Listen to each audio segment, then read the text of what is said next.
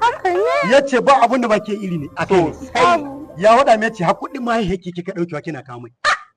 Yace har da kuɗin mahaihiyarki kika daukewa yace ƙarya babu wanda ba muke samu kuɗi kuma gari. Ko ba haka dawo kai aboki ba. A'a ke ko abinda ma faɗa min yace wani lokaci har ƙarya yake miki. Baby. Na'am baby. Baby. Da yake wace da yawa wallahi. Ma Na kasa zuwa wurin aiki akai. Ban iya cin abinci duk saboda ki. Na ga haɗa ku ba ke fara.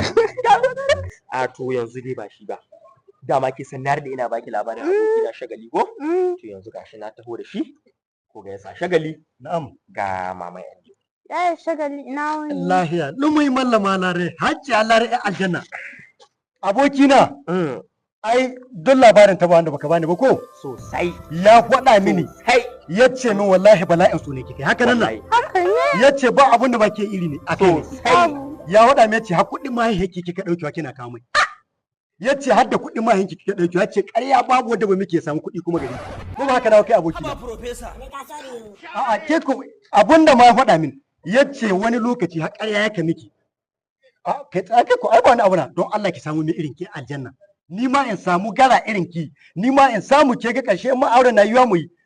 Ke ga da ƙarshe ya ce mai yanzu haka kina nan kina son ki yi mahin ki ƙarya ki samu kuɗi ku yi aure. To da yake akwai larai akwai talatuwa da yake so. Amma dai ga alama ya ma son kike.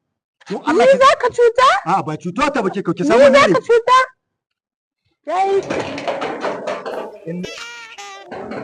Yanzu shagali ni saka wa haka. Abokina. Ni aboki Irin ta yau zan gwada ya isa yau zan gwada maka aiki na dan. Ba ka son samu irin ta. Zan gwada ma aiki na dan. Inna lillahi wa inna ilaihi raji'un.